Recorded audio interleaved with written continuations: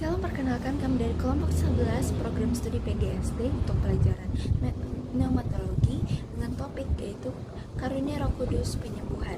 Di sini anggota kelompok kami ada saya, Sheryl, dan juga Eva, dan juga Marta. Marta, kamu percaya tidak kalau karunia penyembuhan itu ada? Percaya? Aku sih tidak percaya ya, karena aku memiliki keluarga yang sudah lama sekali sakit. Namun karunia penyembuhan itu tidak nyata di dalam keluarga aku. Nah, jadi teman-teman, mari kita dengarkan penjelasan video tentang karunia penyembuhan. Di sini topik kami akan lebih lanjut membahas sekarang ini bagaimana beberapa gereja memang masih merasa bahwa karunia Roh Kudus ini, penyembuhan ini masih terjadi dengan sama seperti di masa lalu, sedangkan untuk beberapa gereja yang berakar di tradisi reform melihat bahwa memang karunia ini masih ada, tapi tidak berjalan atau dalam bentuk yang sama ketika pada zaman para rasul.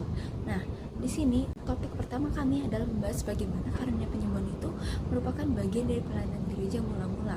Kita bisa baca bersama-sama di dalam 1 Korintus 12 ayat 9 ketika Paulus menjelaskan bahwa Roh Kudus memberikan berbagai karunia kepada jemaat, yang dimana penyembuhan merupakan salah satu karunia ini. Karunia ini digunakan bukan untuk kepentingan pribadi semata, melainkan untuk pelayanan gereja dan untuk membangun jemaat. Nah, kemudian kita lanjut lagi bagaimana Yesus dan para rasul juga menggunakan mujizat penyembuhan sebagai sebuah bentuk konfirmasi Injil. Kita bisa lihat contohnya di Kisah Para Rasul 3 ayat 6-8 tentang bagaimana Petrus menyembuhkan seorang yang lumpuh di gerbang indah. Baik, selanjutnya saya akan menjelaskan mengenai penyembuhan tidak selalu terjadi di dalam semua kasus. Nah, seperti di dalam kitab suci di 2 Korintus 12 ayat 7-9, yang dimana di dalam kitab itu Paulus mengalami sebuah penderitaan yang ia sebut penderitaannya sebagai duri di dalam daging, yang dimana di dalam penderitaannya itu dia meminta kesembuhan kepada Tuhan dengan meminta berkali-kali. Namun Tuhan tidak langsung mengabulkan sebuah permintaan yang diinginkan Paulus.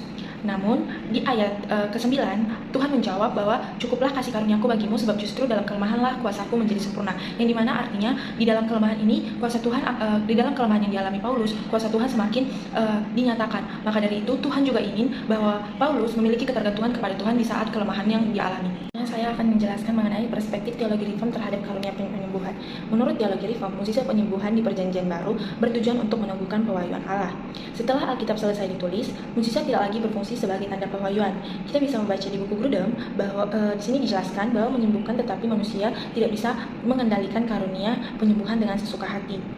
Maka dari itu, di buku Bavinck juga ditekankan bahwa setelah zaman para rasul, mujizat bukanlah hal yang umum dalam gereja, tetapi Tuhan tetap bekerja di dalam proses penyembuhan kita, termasuk di dalam pengobatan medis. Maka dari itu, kita bisa belajar bahwa penyembuhan tidak bisa secara otomatis dan sesuai dengan keinginan kita dan kehendak kita, namun itu semua sesuai dengan kehendak Tuhan, dan pengobatan medis atau alami Tuhan akan tetap bekerja di dalam kehidupan kita untuk penyembuhan kita. Nah, kita akan melihat contoh fenomena karunia penyembuhan, yaitu pada gereja karismatik yang mempercayai bahwa iman yang besar dapat membawa kesembuhan fisik maupun mental melalui doa, pengurapan minyak, maupun perjamuan kudus sebagai sarana memohon kesembuhan. Selanjutnya ada di Desa Meko, Sulawesi Tengah, di mana anak perempuan berusia 8 tahun dipercayai memiliki karunia penyembuhan. Dengan hanya melalui doa Bapa Kami dan nyanyian pujian, ia dapat menyembuhkan berbagai penyakit.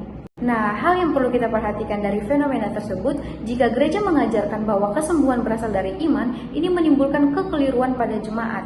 Mereka merasa kurang beriman sehingga tidak mengalami kesembuhan dan merasa dihukum oleh Tuhan. Pentingnya memuji setiap peristiwa berdasarkan Alkitab dan tidak memberi harapan sepenuhnya pada kuasa manusia yang memiliki karunia penyembuhan. Mujizat tetap berada di bawah kedaulatan Allah dan bertujuan untuk kemuliaannya saja.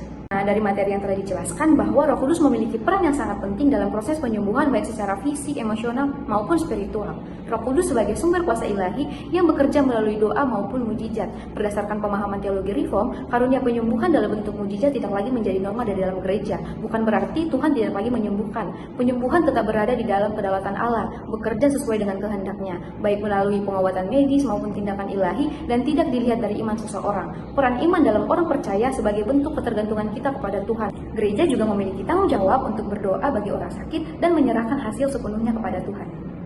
Berikut ini adalah referensi yang kami gunakan dalam menyusun materi kami. Ini adalah beberapa link yang kami gunakan dalam mencari fenomena-fenomena yang ada mengenai Roh Kudus dalam penyembuhan.